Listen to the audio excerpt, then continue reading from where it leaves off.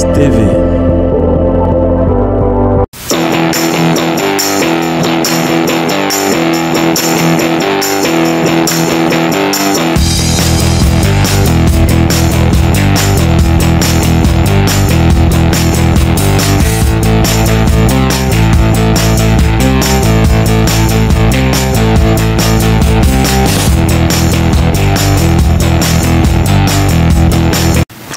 Bienvenue sur GFIEMS TV, merci de nous renouveler votre confiance. Vous êtes sur Échange avec. Échange avec, c'est votre programme lié donc au sujet important du football. Et ce samedi, on parlera du football ivoirien et de son nouvel entraîneur Jean Gasset. Jean-Louis Gasset, si vous voulez, est donc arrivé du côté d'Abidjan il y a quelques jours et a directement dévoilé sa liste des 23. Les 23 donc qui vont effectuer, n'est-ce pas, les 2 matchs comptant pour les éliminatoires de la CAN Côte d'Ivoire 2023.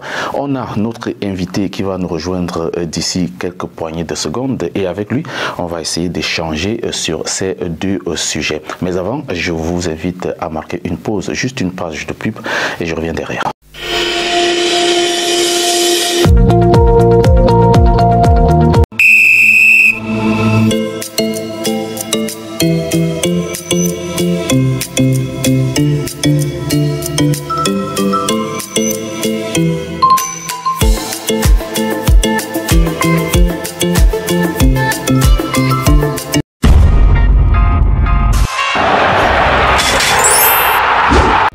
Alors bonjour à tous mes amis du Maroc. Je suis Thiago Silva, je suis le président de la Youth Sport Academy à Porto et je vais partir pour Maroc, Casablanca pour le grand event de la détection. J'espère pour vous. Merci.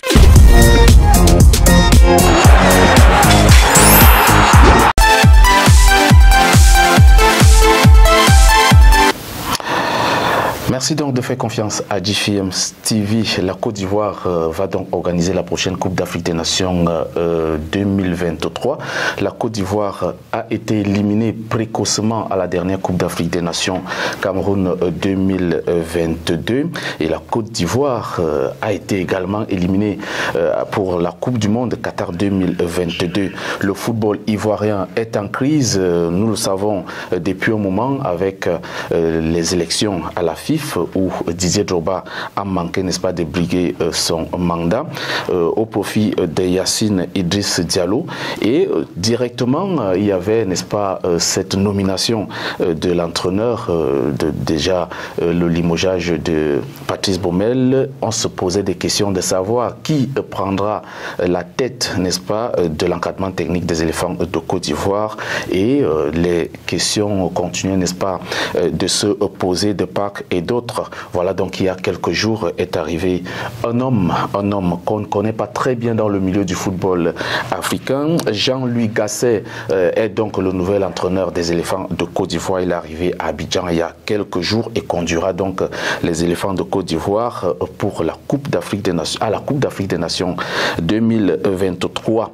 La liste des 23 joueurs qui vont donc prendre part aux 2 rencontres de la première et deuxième journée des éliminatoires de la CAN 2023 est donc dévoilé également.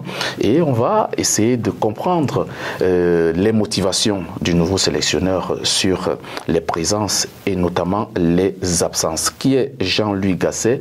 On va essayer, n'est-ce pas, de connaître l'homme, la personne et de l'idée que l'opinion sportive ivoirien a de la personne avec donc notre invité, c'est Sam Vassouma Diabaté. Échange avec Sam Vassouma Diabaté, c'est ce samedi. Bonsoir Sam. Bonsoir. C'est un plaisir de vous revoir à nouveau. Ah oui, le plaisir pour moi de revenir ici encore à nouveau. Ah, vous êtes hors de la Côte d'Ivoire déjà, mais vous continuez de suivre, n'est-ce pas, avec beaucoup d'intérêt l'actualité sportive, footballistique en particulier de votre pays de cœur. Je rappelle que Sam Vassouma Diabaté est ancien footballeur ivoirien. Il a fait, n'est-ce pas, ses preuves dans plusieurs pays et plusieurs clubs. Donc, il maîtrise aussi également le football ivoirien pour avoir joué dans le club mythique d'Africa Sport d'Abidjan. Alors, moi, je vais, n'est-ce pas, tout d'abord m'interroger sur l'arrivée de l'entraîneur Jean-Louis Gasset. Jean-Louis Gasset, qui au départ ne connaît pas très bien le football africain. J'ai essayé de parcourir son palmarès. Il n'a jamais entraîné une sélection nationale en dehors des clubs. Est-ce que pour vous, à la tête d'une équipe, une grande équipe comme les Éléphants de Côte d'Ivoire, on peut encore prendre un entraîneur qui n'a jamais fait ses preuves ailleurs pour diriger une équipe aussi grande que les Éléphants? Mais oui, parce que là, avec l'arrivée des gens du Gasset, moi je pense qu'on a fait une erreur. On a fait une erreur. Parce que non seulement il ne connaît pas le football africain, il ne connaît pas aussi les adversaires de l'équipe nationale ivoirienne. Ça a été une erreur pour nous d'abord de faire venir un monsieur comme ça à, disons, à quelques jours du match. Disons peut-être quelques jours, parce que ça ne vaut pas au moins 2 semaines encore. Oui, c'est une erreur déjà de notre part. C'est une grosse erreur de faire venir Jean-Louis Gasset, mais les dirigeants du football ivoirien ont donné, n'est-ce pas, des raisons de son arrivée. Yacine Idriss Diallo a même eu à parler avec un ton élevé à un journaliste qui évoquait, n'est-ce pas, le choix, en disant que Kolo Touré n'a pas eu à exprimer son vœu d'être encadreur, sélectionneur de la Côte d'Ivoire, et ils étaient obligés de faire avec ceux qui ont déposé leur dossier. Est-ce que cette explication a lieu d'être? Non, mais moi je ne crois pas à tout cela, parce que c'est une manière de se défendre devant la nation. C'est une manière de se défendre, c'est tout. Sinon, quand on dit qu'on n'a pas posé sa candidature, on n'a pas fait une demande, je pense que tout ça c'est des histoires. Quand on remplace un entraîneur, à la veille des matchs importants comme ça, il pense qu'il faut prendre quelqu'un qui connaît déjà des adversaires de l'équipe nationale ivoirienne. Ou peut-être quelqu'un même qui connaît le football africain. Mais ce monsieur, il pense qu'il n'a jamais entraîné en Afrique. Jamais, oui. Si ce n'est pas des clubs européens. Il a entraîné, je vais rappeler, Montpellier comme assistant et comme entraîneur. Il a entraîné AS Cannes, il a été assistant au Paris Saint-Germain, il a été assistant à l'Espagnol de Barcelone, il a été entraîneur à Istres, il a été entraîneur assistant à Bordeaux. Il a été entraîneur assistant de l'équipe nationale de France dans les années 2010. Il a été entraîneur assistant au Paris Saint-Germain. Il revient à Montpellier comme entraîneur. Il est assistant à Saint-Étienne. Il prend enfin l'équipe première en 2017. Et puis il est entraîneur de Bordeaux. Bordeaux qui est descendu en Ligue 2 cette saison. Justement, vous voyez, vous voyez. On laisse un entraîneur. On dit qu'il n'a pas d'espérance, on va chercher quelqu'un qui a de l'argent. Celui même qui parle, il a encore mieux celui qui arrive. Pour moi, en tout cas. Et je pouvais accepter que Baumel restait, que de faire venir Jean-Louis, là où nous sommes. Ou soit, Baumel partait, on pouvait remettre l'équipe à un entraîneur qui connaît déjà le football africain. Ou même peut-être qui connaît déjà les vestiaires ivoiriens. J'ai vu Cyril Domoro arrivé autour de Yacine. Il est d'ailleurs le conseiller du président de la FIF. C'est un ancien éléphant, il connaît très bien le football ivoirien, il maîtrise les rouages de l'équipe nationale. Est-ce que on peut comprendre qu'à côté d'un Yacine, il y a un homme comme Cyril Domoro et qu'il y ait des erreurs? Est-ce qu'on peut comprendre cela? Oui, Cyril, c'est pas des erreurs de casting, je veux dire. Mais oui, ça peut arriver, puisque Cyril, c'est pas Odile avec Idriss Diallo. Ça, je pense que c'est des amis de longue date. C'est des intérêts aussi? Oui, c'est des intérêts personnels. Je pense que Cyril... Est-ce que Cyril a faim? Non, il n'a pas faim, mais Cyril, il est obligé de soutenir l'autre. Il n'est pas le seul dans ces contextes-là, il n'est pas le seul. Il y a les Ahmed Ouattara qui sont là. Et à quel moment on va mettre en avant l'aspect sportif, c'est-à-dire le football ivoirien, s'il y a encore un problème d'intérêt derrière? Le football ivoirien, c'est souvent quand tu réfléchis, ça fait mal. Ça dit que c'est une bande des amis, ils vont tous créer des groupes pour pouvoir gérer les mouvements ensemble. Sinon, moi, je pense que Cyril, il ne peut pas rentrer dans ces erreurs. Il a joué quand même, le grand frère. C'est quelqu'un qui connaît mieux le football. Il connaît mieux le football ivoirien. Il connaît ce qui est la Côte d'Ivoire. Lui-même, il a été victime de beaucoup de choses en équipe nationale. Donc, c'est de ces gens d'erreurs, il ne devrait pas accepter qu'on faisait partie, Boumel, aller chez un monsieur comme Jean-Luc Gasset, en tant qu'il y a des frères qui sont là, il y a des entraîneurs ivoiriens qui sont là, il y a des gens qui pourraient mieux conduire l'équipe nationale. Et il y a des entraîneurs aussi qui ont fait la demande aussi, qui ont déposé les candidatures, qui connaissent mieux le football africain. Mais pourquoi c'est chez le monsieur? C'est la question qu'on se pose tous. On saura certainement, puisque la vérité ne se cache jamais.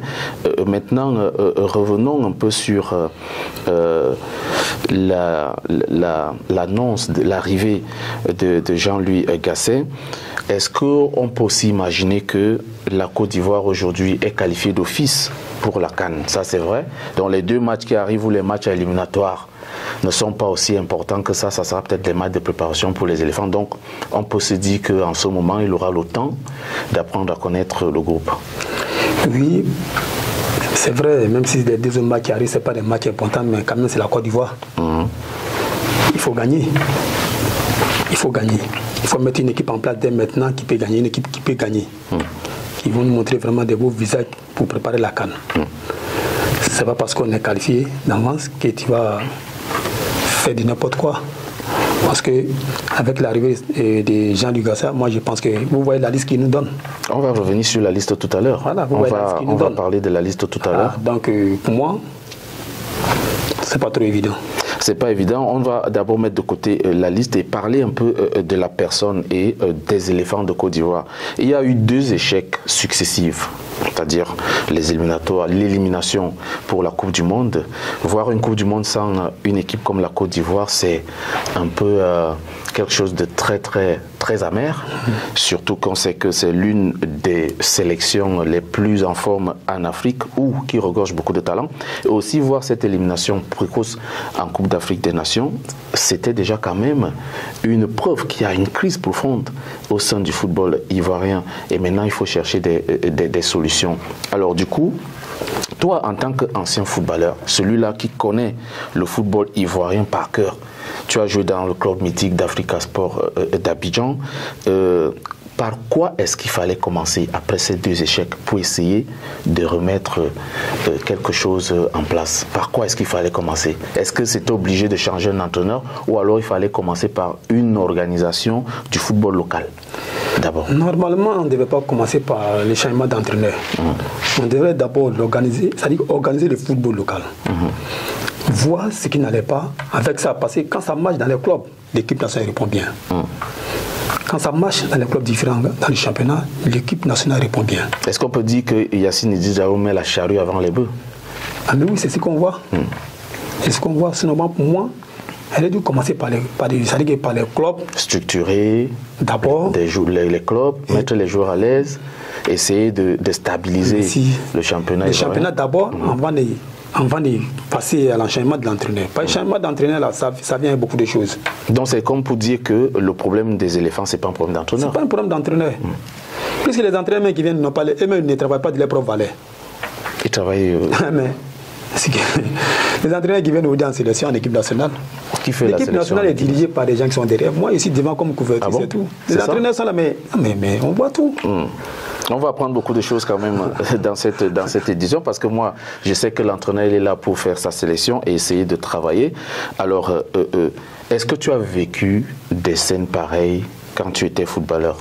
Oui, on a vu Baki qui a fait une interview comme ça. On sait comment il est parti de l'équipe nationale. On sait, hier, il a fait une déclaration, on a tous vu ça. L'équipe nationale est dirigée par ces jeunes dirigeants, on ne pourrait pas arriver là où nous voulons partir. Le talent ne prime pas. Ce n'est pas le talent. Sinon, si tu veux prendre les joueurs ivoiriens individuellement, chacun par compartiment, on a presque les meilleurs joueurs aujourd'hui en Afrique. Mais pourquoi en sélection, l'équipe nationale n'arrive pas à se retrouver souvent? Quand tu vois un pays comme la Côte d'Ivoire qui passe par la Coupe du Monde, il y a les joueurs différents dans les championnats. tu vois ce que ça fait. Quand je vous entends parler, on dirait les larmes, ou alors les larmes coulent à l'intérieur du cœur, pas dans les yeux. Mais je sens que ça fait très très mal. Et justement, je vais un peu essayer de revenir sur le groupe. Est-ce qu'à l'intérieur de ce groupe, les joueurs, eux, ils ont un tout petit peu une conscience? Est-ce que les joueurs ne peuvent pas se dire, bon voilà, on va défendre les couleurs de notre pays. On a eu une génération qui a marqué son histoire, la génération de Didier Drogba, de Yaya Touré et autres qui ont marqué leur histoire. Nous aussi, on va essayer de marquer la nôtre. Est-ce que les joueurs ne peuvent pas prendre leurs responsabilités? Oui, aussi? Les joueurs, souvent, c'est vrai, ils se disent ça.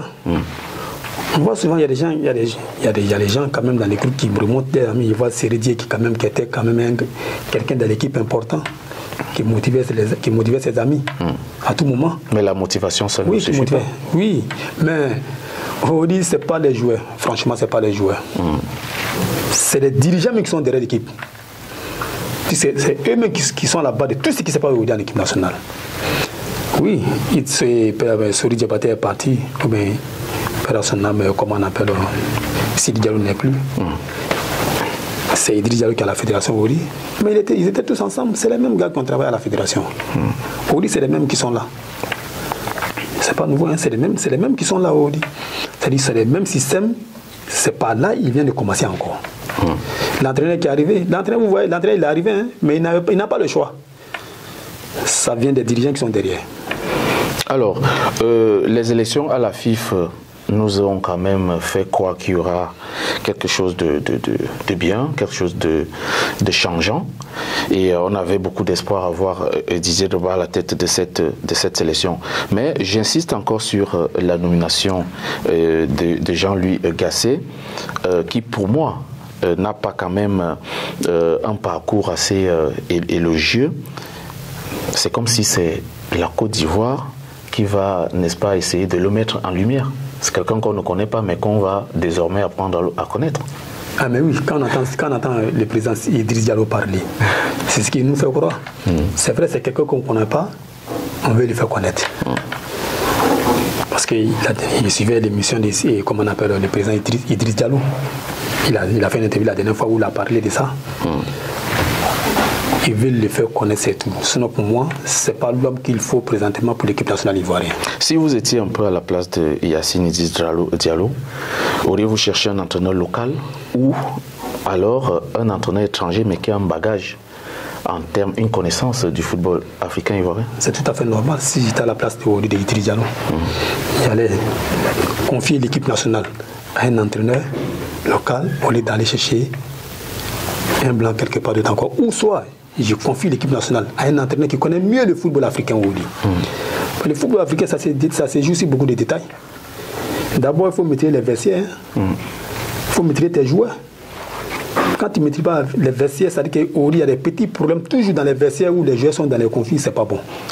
Tu n'es pas tombé sur un bon entraîneur qui connaît mieux le football africain, l'équipe ne peut pas avancer. Puisqu'on a été victime de ça, on a vu ça ici, en équipe nationale. On verrait, on revient plus sur le passé, mais quand même on a vécu ça. Donc ce n'est pas des erreurs qu'on doit rentrer dedans encore. Et revenons un peu, parlons un peu des joueurs qui ont marqué l'histoire de cette équipe nationale de Côte d'Ivoire qui nous a fait rêver. Yaya Touré vient d'obtenir son diplôme d'entraîneur il y a quelques semaines ou quelques jours, je crois bien, d'un niveau assez élevé. Je reviendrai sur les détails tout à l'heure.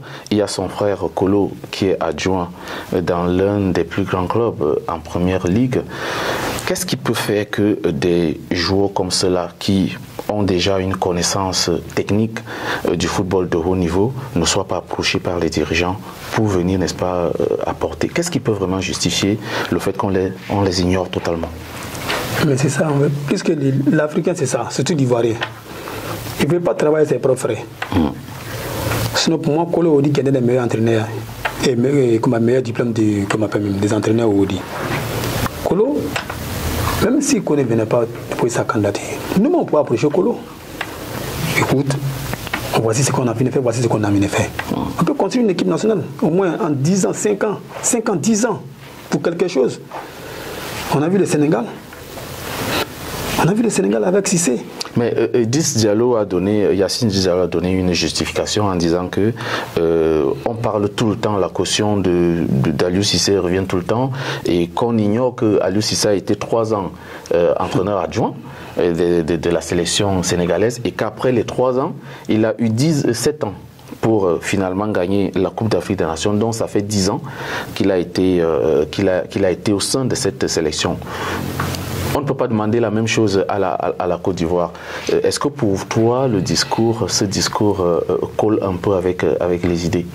Oui, mais le discours du président Idriss Diallo, moi j'appelle ça, c'est une manière de se défendre. Sinon, si il a été adjoint à l'équipe nationale, Kolo n'a pas été adjoint en Côte d'Ivoire. Après, il est parti. Ils l'ont laissé partir. Ils l'ont laissé partir. Ah, mais oui. Quand on prépare quelque chose, on le laisse là. Tout à fait, hein, on parle de cette préparation-là, c'est juste lorsque on veut. Moi j'ai vu, hein, moi je ne prends pas parti, mais j'essaie un peu de prendre des exemples que j'ai vus ailleurs. En France par exemple, puisque la France c'est toujours un exemple qu'on a toujours tendance à vouloir prendre, les gens comme Didier Deschamps ont été vraiment préparés. Didier Deschamps a commencé à entraîner des clubs, et après on lui a confié la sélection Espoir. Et bien après, il a pris les rênes de l'équipe première jusqu'aujourd'hui. Et après, on prépare quelqu'un d'autre. Pourquoi est-ce que l'Afrique, les sélections, la majorité des sélections africaines ne peuvent pas copier cet exemple en disant, voilà, on met un projet de 10 ans, par exemple, ou de 7 ans, et puis on met quelqu'un en place qu'on va préparer pour des victoires du lendemain. Justement, c'est de ce qu'on est en train de parler pour le lendemain. Vous voyez, un moment, ils ont confié les enfants, c'est pas des juniors, à Kamara Ibrahim. De là, il a été adjoint. Et on lui confie l'équipe nationale A. Il avait l'équipe nationale A. Kamara, ils l'ont laissé partir. On a mis Chalou Aïdra qui est encore avec les enfants, qui est avec les enfants, qui est avec les, comment on appelle, les juniors. Et présentement, il est avec l'équipe nationale Espoir. Mais pourquoi pas amener ce monsieur? On n'a pas confiance en lui. C'est un problème de management. C'est ça.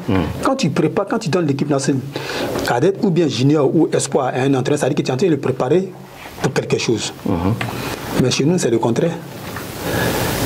Si selon moi, Kolo est adjoint, il est parti, j'ai fait appel à Kolo. Qui revienne à l'encadrement. Voilà. On va donc continuer notre entretien tout à l'heure, toujours sur le sujet du football ivoirien. Mais avant d'enchaîner avec le prochain sujet, je vous invite à marquer une pause publicitaire, et je reviens derrière. GFM TV.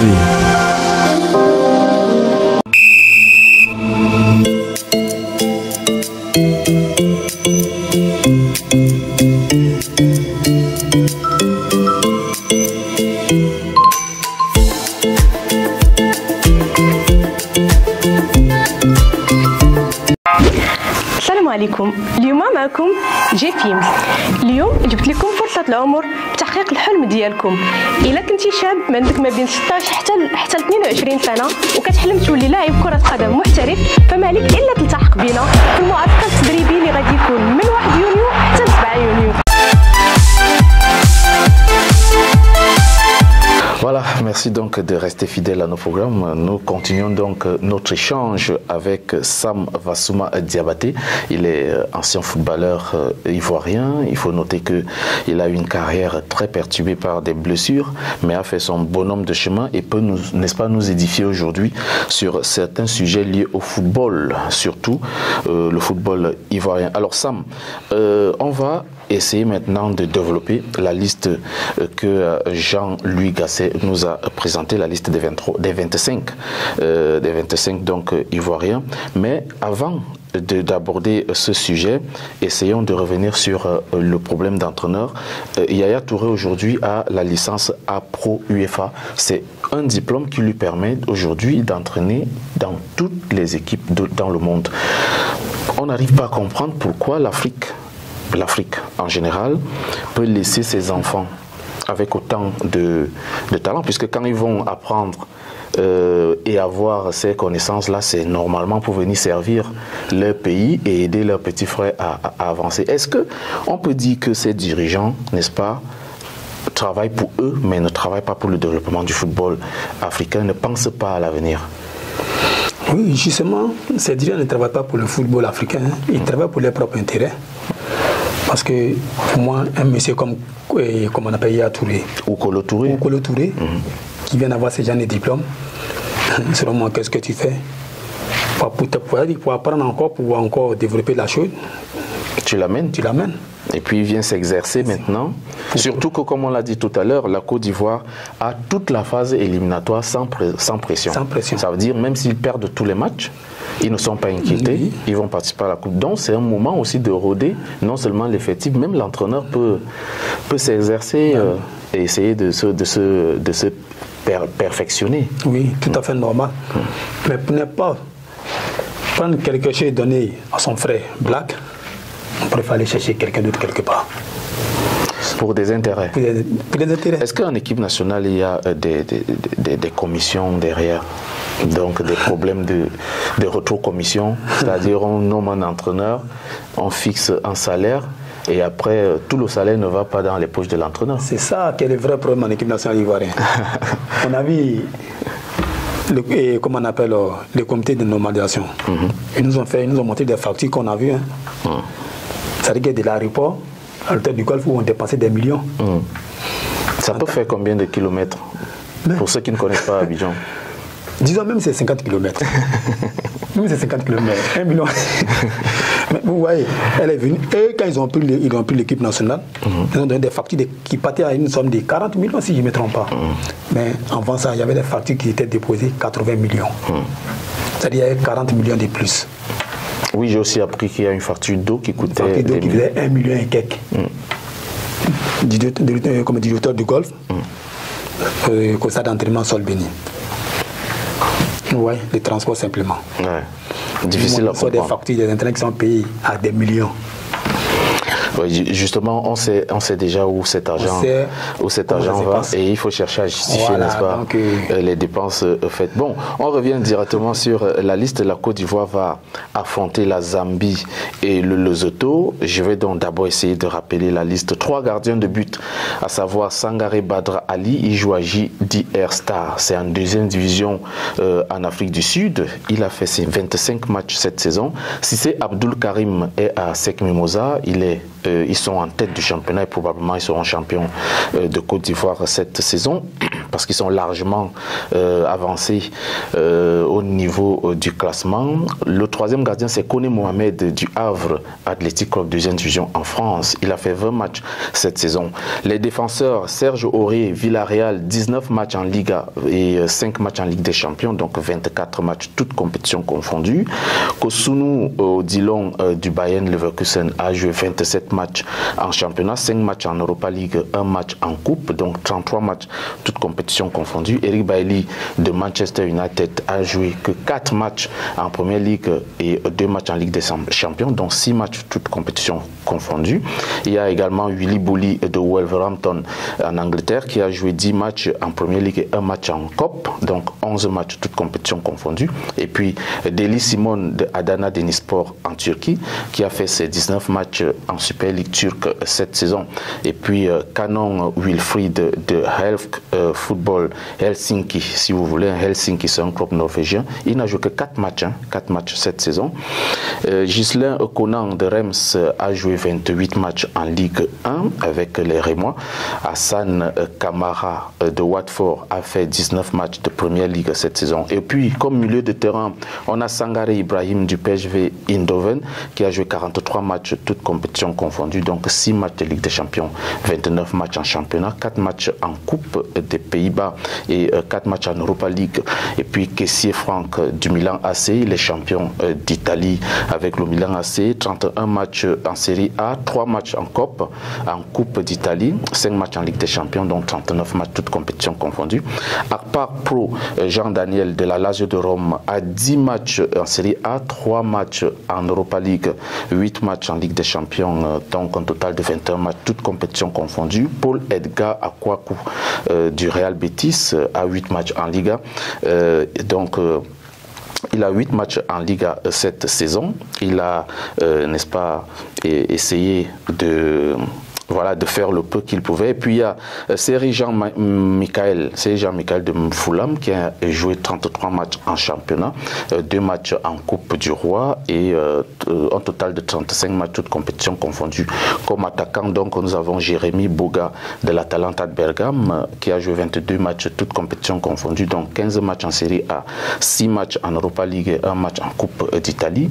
Nicolas Pepe de Arsenal a 20 matchs en Premier League, 3 matchs en Coupe. Donc 23 matchs, toutes compétitions confondues. Max Gradel de Sivasspor en Turquie a 31 matchs, dont en Super League de Turquie, 5 matchs en Coupe de Turquie, dont 36 matchs, toutes compétitions confondues. Il y a Zaha Wilfried de Crystal Palace qui a 33 matchs en Premier League, 1 match en Coupe, ça fait 34 matchs, toutes compétitions confondues. Jean-Evrat Kouassi est champion de Turquie avec Trabzonspor. Il n'a joué que 11 matchs en Super League de Turquie et 3 matchs en Coupe, donc 14 matchs dans les jambes. Maxwell Cornet de Burnley en Angleterre a 26 matchs de Premier League, 2 matchs de Coupe, dont 28 matchs, toutes compétitions confondues. Sébastien Haller de l'Ajax d'Amsterdam, champion de la Hollande, 31 matchs en championnat, 3 matchs en Coupe, 8 matchs de Ligue des Champions, 42 matchs, toutes compétitions confondues. Christian Kwame d'Anderlecht a 31 matchs dans les jambes. Et puis, il y a le 25e nom qui est Konaté Karim. Il joue à ASEC d'Abidjan et, comme je l'ai dit, probablement seront champions de la Côte d'Ivoire. Ça, c'est la liste de Jean-Louis Gasset. Un commentaire. La liste qui nous ont communiqué, les 25 joueurs convoqués, je pense que ça ne vient pas de Jean-Louis Gasset. Pourquoi? Puisque quelqu'un qui vient d'arriver hier, demain nous sommes une liste. Peut-être il a fait sa liste étant à Bordeaux, étant en France. C'est la liste d'Idriss Diallo. On a qu'à éclaircir les choses. Est-ce qu'Idriss Diallo est entraîneur? Oui, il n'est pas entraîneur, c'est le président. C'est la liste d'Idriss Diallo, c'est pas la liste de Jean-Louis Gasset. Puisque Idriss, c'est le président. De la FIF. De la FIF. Mais pas entraîneur. N'est pas entraîneur. Mais l'entraîneur, ça, c'est couverture. Sinon, on sait. Un entraîneur qui arrive, il a le temps de connaître ses joueurs d'abord. Avant de nous communiquer une liste. Puisqu'il y a des joueurs qu'il a convoqués qui ne jouaient pas en club pour ne pas passer des matchs dans les jambes actuellement. Oui, justement, Canon Wilfried, il joue non seulement en Norvège, qui est un championnat pas très compétitif, et il n'a joué que 4 matchs. 4 matchs. Eric Bailly, qui n'est même pas titulaire dans son club. Tu l'as convoqué. Mais il va te dire qu'Eric Bailly s'entraîne avec les grands joueurs. Il s'entraîne avec des joueurs de... Non seulement l'équipe nationale, on prend les joueurs les plus en forme du moment. Le joueur le plus en forme, c'est lui qu'on va pour venir défendre la nation. Mais quelqu'un qui n'a pas assez de mailles dans les jambes. Mais il a l'expérience. Non, c'est pas l'expérience encore. Sinon, on allait prendre Didier Drogba encore pour venir jouer, on allait prendre peut-être Maestro encore pour venir jouer, puisqu'il a l'expérience. Il a la mesure, il a l'expérience, on peut le prendre pour venir jouer. Il s'entraîne aussi. Est-ce que tu comprends aussi le fait qu'il n'y ait pas assez de joueurs du championnat? On n'a que 2 joueurs et tous viennent d'ASEC. Est-ce qu'il n'y a qu'ASEC d'Abidjan en Côte d'Ivoire? Non, c'est seulement en Côte d'Ivoire. Ou bien c'est juste pour aussi non, pas faire plaisir? Non, c'est pas une manière de faire plaisir. C'est quoi pour eux? C'est seulement en Côte d'Ivoire, pratiquement l'ASEC, ils sont au niveau, c'est le meilleur niveau entièrement l'ASEC. L'ASEC est très avancé sur vraiment assez du club en Côte d'Ivoire. C'est un club structuré? C'est un club structuré. Très bien. Dès qu'il y a des joueurs au top, ils jouent régulièrement. Ils sont organisés. Ils jouent régulièrement les compétitions internationales. C'est ça. Tu vas prendre qu'il y a encore en Côte d'Ivoire actuellement. Donc, si je comprends bien, il n'y a qu'ASEC d'Abidjan en Côte d'Ivoire. Peut-être si tu dois recruter, peut-être c'est avec les FC San Pedro ou Kameya, ils sont organisés aussi, puisque le président des FC San Pedro, c'est une équipe tunisienne. Le président, c'est un Tunisien. Donc, ils sont bien organisés. une équipe qui est très bien organisée cette fois-ci, tu vas avoir des bons joueurs parmi eux. Sinon, la SEC, c'est le haut niveau. Alors, tu parlais tout à l'heure des joueurs qui n'ont pas assez de matchs dans les jambes. Tu as cité le nom de Serge Aurier ou encore... Eric Bailly. Voilà, Eric Bailly, je voulais dire. Ou encore Canon Wilfried. Mais est-ce que tu penses que l'entraîneur peut peut-être chercher autre chose autour de ces joueurs? Peut-être c'est leur qualité à échanger, à motiver ou à entretenir le vestiaire? Non, ça peut être ça, mais on n'a pas besoin de ça pour le moment. Vous avez besoin de quoi? Présentement, on a besoin des gens qui sont prêts pour jouer. S'il veut venir dans les vestiaires pour défendre, pour motiver ses amis, mais qui vient autrement, mais pas convoquer ces jeunes joueurs pour venir présentement à l'équipe nationale. Ça veut dire qu'ils ne sont pas en forme. Aurier, sincèrement, il n'a pas en forme. Vous voyez la CAN. Aurier est passé carrément à côté de la CAN. Mais on peut se dire que c'est un passage à vide. Oui, mais c'était vraiment un passage à vide. C'est-à-dire que Aurier n'était pas le même Aurier que nous avons connu. Et en plus, on vient convoquer encore le même Aurier qui ne joue même pas en club. Eric Bailly. Il y a combien de journées dans le championnat anglais? On a combien de journées? 38. 38. Tu as joué que 4 matchs. Vous voyez? C'est pas facile. Mais est-ce que là, on a besoin de dire ça? Tu arrives, on t'étend une liste, toi, tu viens communiquer. Ce n'est pas l'entraîneur qui a communiqué. Un entraîneur ne peut pas convoquer des joueurs qui ne jouent pas en club. Alors, on va suivre tranquillement, n'est-ce pas, le travail que Jean-Louis Gasset va faire avec cette équipe, mais essayons un peu de parler de certains joueurs qui ont marqué leur saison, qui ont fait leur job. Kessié Franck du Milan AC, quel commentaire? Non, Kessié, c'est le top entièrement, c'est le meilleur niveau. Franck, sincèrement, dans l'équipe nationale ivoirienne, on dit. Est-ce que c'est le nouveau Yaya Touré de la Côte d'Ivoire? Oui, même pas le niveau Yaya Touré, mais vraiment, il est quand même à côté du Audi. Peut-être il peut dire c'est lui-même qui porte l'équipe nationale Audi peut-être à 60%, ou même à 70%. Mais c'est le jeu Franck, ça ne marche pas pour lui. L'équipe ne marche pas. Vous voyez bien les matchs de l'équipe nationale ivoirienne. Quand le jeu Franck Kessié n'est pas dans son caissier, ça n'avance pas. Oui, on voit aussi son apport au Milan AC. C'est carrément le maître à jouer. Aujourd'hui, il y a beaucoup de clubs qui sont derrière lui. Le Milan risque même le perdre. Non, c'est tout à fait normal. Il mérite aujourd'hui des qu'il a. Il mérite aujourd'hui de l'effort qu'il a fait. C'est ça. Et si on parlait, il n'y a rien à dire sur lui. Et si on parlait de Seri Jean-Michel Foulam est monté en première ligue cette saison. Seri Michael a joué 33 matchs en championnat et 2 matchs en coupe. Il a quand même fait une belle saison en championship aussi. Oui, Seri Jean-Michel, franchement, présentement, il respire aussi la grande forme. Vous voyez en Cannes, il a fait une belle Cannes.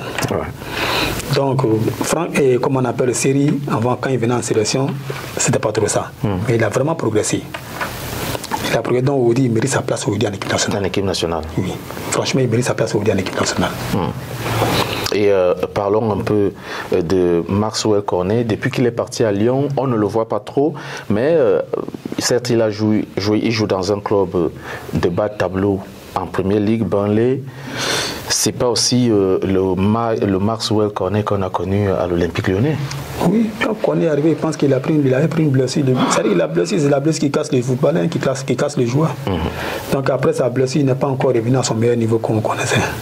C'est ça aussi son problème. Sinon, le championnat anglais et le championnat français, c'est pas pareil. Le championnat français, ça même va. en championship, ça joue dur. Voilà, ça joue dur.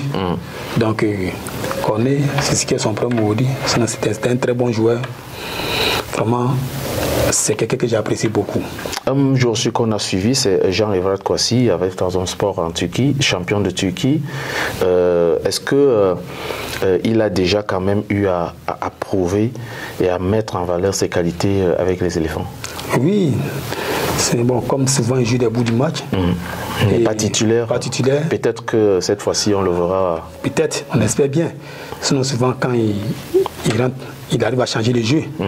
Bon, lui au moins, parce qu'on ne peut pas le juger comme ça parce qu'il n'a pas eu assez de temps de jeu. Tout à fait, oui. Donc je pense qu'avec le temps, ça peut venir. Et parlons des joueurs comme Sébastien Haller. Aujourd'hui, on n'a pas encore vu le grand Sébastien avec les éléphants, mais en club, il pète la forme. Oui, Sébastien en club, puisqu'il y a des gens avec qui il s'entend mieux. Ça joue pour lui. Mais en sélection, en équipe nationale, c'est que Sébastien, ça ne joue pas pour lui. Il est obligé de venir chercher lui-même. Ça dépend dans quel système on le fait jouer. Maintenant, est-ce qu'il ne faut pas essayer de créer un lien avec des joueurs comme Kessié Franck, qui est aussi celui-là qui peut non seulement être le métronome à la récupération, mais dans les relances aussi? Oui, on a besoin aujourd'hui. Tu sais, Franck Kessié, c'est un bon récupérateur. Mais il n'y a pas un véritable Yaya Touré au sein de l'équipe nationale ivoirienne. Un patron. Un patron, un bon passeur. Pour faire jouer l'attaque, il n'y en a pas. C'est ça qui est le problème. Mais est-ce que ça manque en Côte d'Ivoire? Un pays qui a autant de talent. Oui, mais si, on a des gens qu'il faut. Qu'on ne veut pas jouer à leur propre poste. Mais comment ils vont s'en sortir? Que penses-tu donc des deux joueurs du championnat qu'on a appelés Konaté Karim et Cissé Abdul Karim? Que penses-tu de ces joueurs-là? Est-ce qu'on les appelle pour venir apprendre aux côtés des aînés ou alors ils viennent vraiment pour discuter, chercher la place? Sinon Karim, lui, il ne vient pas pour apprendre. Karim, il est vraiment expérimenté pour ça. J'ai même joué avec Karim. Je connais Karim. Il y a deux Karim, mais il y a Konaté. Il n'y a pas de Cissé Abdul Karim. Il a été le gardien de but. Oui, il a été avec moi ici. Alors, il peut être meilleur que Badra? Bon, Badra, ça c'est le choix de l'entraîneur. Sinon, Karim et Badra, ils pensent que c'est le même niveau. Oui, Karim est bien, Badra il est bien. Donc, c'est les joueurs les plus en forme présentement qu'on fait le choix. Sinon, moi, Karim, je le connais bien. Très bon gardien. J'ai joué avec lui. Ici à Oasis. Il était avec moi encore à l'Africa. Je le connais bien, c'est quelqu'un que je connais bien. Tu échanges avec lui? Oui, mais bien, à tout moment. Comment est-ce que vous avez changé après la sortie de cette liste? Non, on n'a pas encore changé, on n'a pas encore eu... Bon, toi qui le connais bien, comment tu peux imaginer la réaction? Surtout, on sait que oui, c'est vrai, il a de l'expérience, il a l'habitude, n'est-ce pas, de flirter avec la sélection, mais on peut aussi dire avec l'arrivée du nouvel entraîneur, ça ne peut pas être la même vision. Donc, du coup, il y a souvent des petites frayeurs quand on nomme un nouvel entraîneur. Oui, c'est vrai, mais on dit Karim mérite sa place aujourd'hui en équipe nationale. C'est un des meilleurs gardiens aujourd'hui en championnat ivoirien. C'est le meilleur gardien ivoirien aujourd'hui. Moi, tu mets Karim dans la poteau, tu mets Badra dans la poteau, moi je pense que c'est à peu près la même chose. Mais Karim, il mérite franchement sa place aujourd'hui en équipe nationale. Justement, si on va rester sur le carré des gardiens de but, Sylvain Mbou, qu'est-ce que vous en pensez? Est-ce qu'il est possible qu'il revienne, qu'il reprenne sa place de titulaire? Non, sincèrement, ça dépend maintenant du choix des uns et des autres. Mais il a encore sa place, Sylvain, au moins parmi les trois. Présentement, même là, moi, je ne vois plus sa place. Je ne vois plus sa place. Mais il se plaint aujourd'hui qu'on l'a abandonné. Mais c'est ça, qu'on n'a plus besoin de ça, c'est comme ça. C'est comme un joueur. Est-ce que c'est pas méchant aussi? Non, mais c'est méchant, c'est ça le football africain. D'abord, tu es blessé, on a pas besoin de toi. Moi, ça fait mal au cœur. Oui. Parce que moi, je lis partout, il se plaint, il fait des messages, il dit personne ne l'appelle, personne ne lui parle. Il a cité qu'un seul joueur qui prend de ses nouvelles. Il a quand même eu des problèmes. Et c'était quand même des problèmes que la fédération pouvait aussi essayer de le soutenir. Mais on l'a carrément mis à l'oubliette comme ça. C'est ça le vrai problème de l'Afrique. Est-ce que ça ne va pas l'enfoncer encore plus? Mais il est déjà même enfoncé, ils l'ont dit enterré même. Ils l'ont dit enterré. Puisque on dit il ne va plus revenir en sélection. Ça c'est fini ça. C'est ça le football africain, surtout le football ivoirien. C'est ça l'Afrique. Au moment où tu es utile, c'est là où on parle de toi. Mais quand on ne parle plus de ça, veut dire que tu es inutile, tu n'es plus important. On n'a plus besoin de toi. Sinon, c'est la fédération qui pourrait bien défendre ce monsieur. Et qu'est-ce que tu peux, n'est-ce pas, proposer à Sylvain? Puisque, bon, il a eu une suspension à cause d'une consommation de stupéfiants, mais il entend, il peut revenir, Qu'est-ce qu'un joueur comme celui-là peut se dire? Comment est-ce qu'il peut retrouver son mental, son moral? Il n'a qu'à être fort mentalement, c'est tout. Et que tu approches les dirigeants tout doucement, pas avec violence. Des gens qui peuvent t'aider, tu les approches pour t'aider. C'est plus pour revenir à l'équipe nationale, mais pouvoir reprendre aujourd'hui le boulot. C'est le plus important. Ça ne sera pas facile. Non, ça ne sera pas facile, mais tu peux approcher des dirigeants. Ne te mets pas dans la tête que c'est des gens qui doivent t'approcher pour dire oui, c'est comme ça. Non, non, non. Va vers eux. C'est comme un joueur qui est blessé. Un joueur qui est blessé, quand tu es à la maison, on n'a pas besoin de toi. Mais va vers eux. Tu vas vers eux. Alors, il y a un joueur sur lequel j'aime toujours m'appesantir, c'est Wilfried Zaha. Wilfried Zaha, pour moi, c'est un joueur très important pour la Côte d'Ivoire. Avec ce que je vois à Crystal Palace, il porte quand même cette équipe de Crystal Palace. Mais est-ce qu'il a besoin d'un peu plus de responsabilité? Oui, le problème des éléphants. Oui, le problème de Zaha, c'est un très bon joueur. On ne laisse pas s'exprimer. Comment ça? Parce qu'il faut lui donner assez de temps de jeu. Ouais. Le match, c'est pas Côte d'Ivoire l'Algérie ou bien Côte d'Ivoire qui? Il a commencé le match. En Cannes. En Cannes. Vous voyez ce qu'il nous a montré. C'est un monsieur, il a suivi le temps. Il peut changer de jeu à tout moment. Comme c'est une histoire de choix, c'est l'entraîneur qui vient. Il ne sait pas comment il s'arrange entre eux pour ne pas faire jouer des joueurs qui méritent les postes au bon moment. C'est ça qui est notre problème. Ok.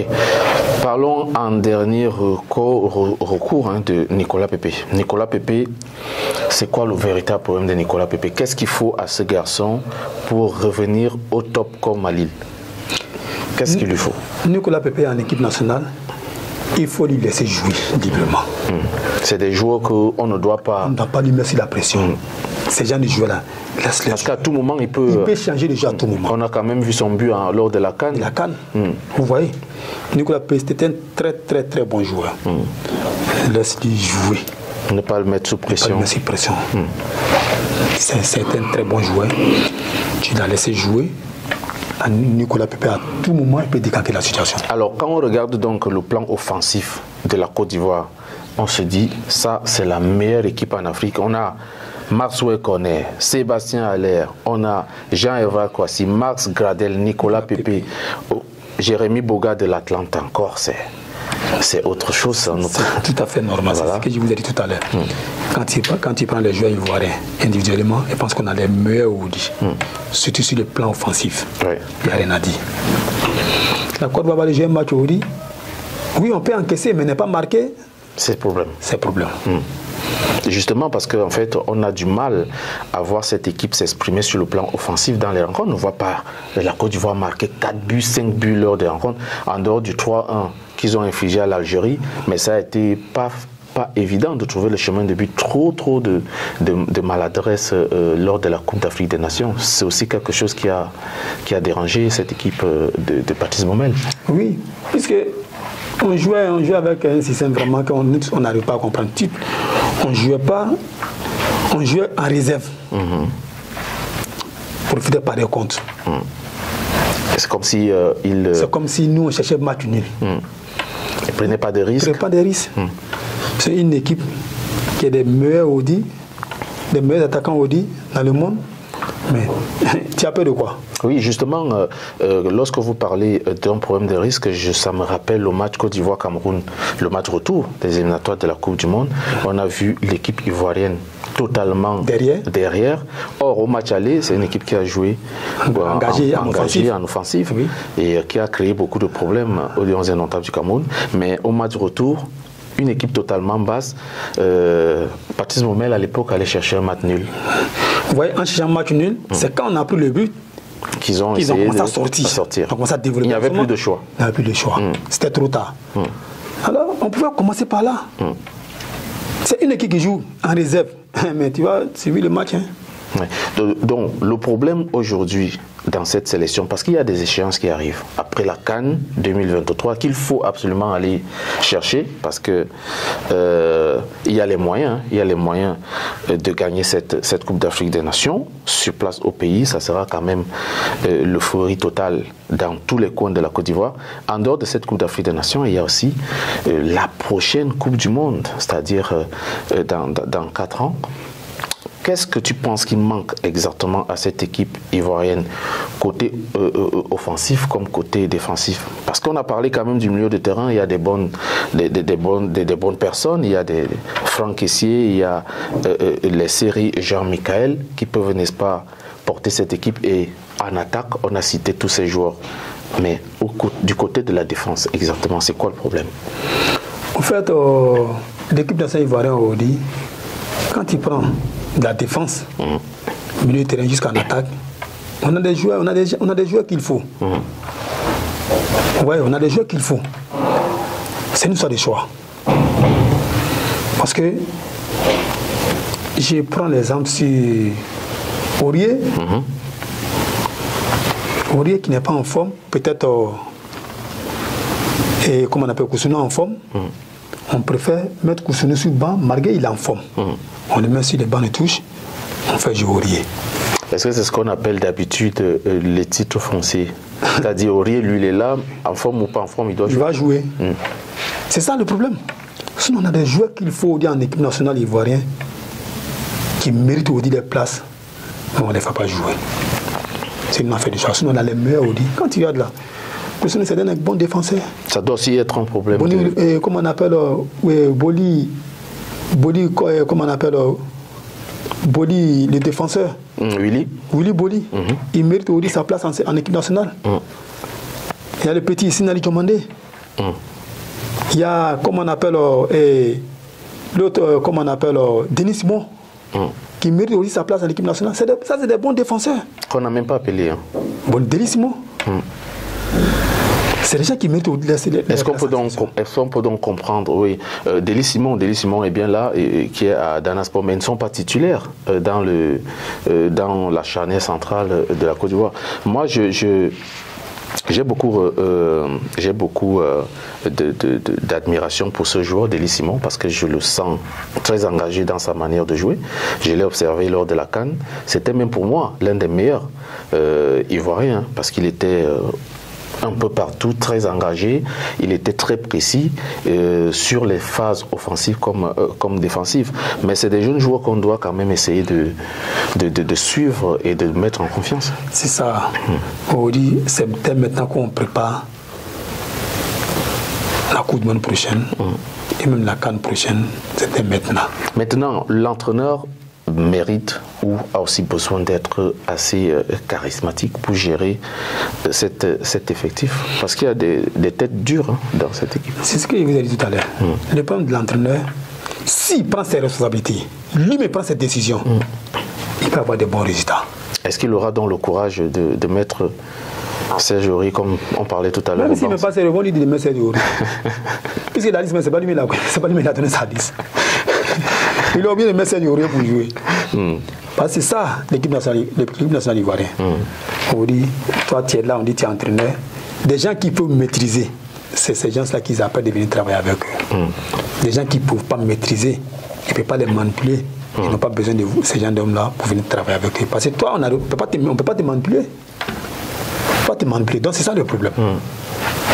On va donc essayer de juger Jean-Louis Gasset sur les 2 matchs à venir, face à la Zambie et face au Lesotho. Bon, c'est vrai qu'il ne connaît pas encore ces joueurs-là. Il va apprendre à les connaître pendant ces 2 rencontres. Ah oui. Donc, c'est ça. Parce que moi, ce monsieur, c'est dès maintenant qu'il va apprendre à connaître ses joueurs. C'est maintenant. Sinon, il ne les connaît pas. Peut-être qu'il les connaît des noms. Sinon, il ne les connaît pas. Voilà. Et un mot de fin, puisqu'on tire à la fin de cette émission, que penses-tu donc maintenant pour l'avenir du football ivoirien? Est-ce qu'il y a quand même lieu d'avoir espoir? Vous avez développé ce qu'il y a comme manquement et maintenant essayer de trouver des solutions. Est-ce qu'il y a un lieu d'avoir espoir? En ce moment, l'équipe dirigeante est là, on ne peut plus aller enlever Yacine Huillet. Oui. Il faut faire avec.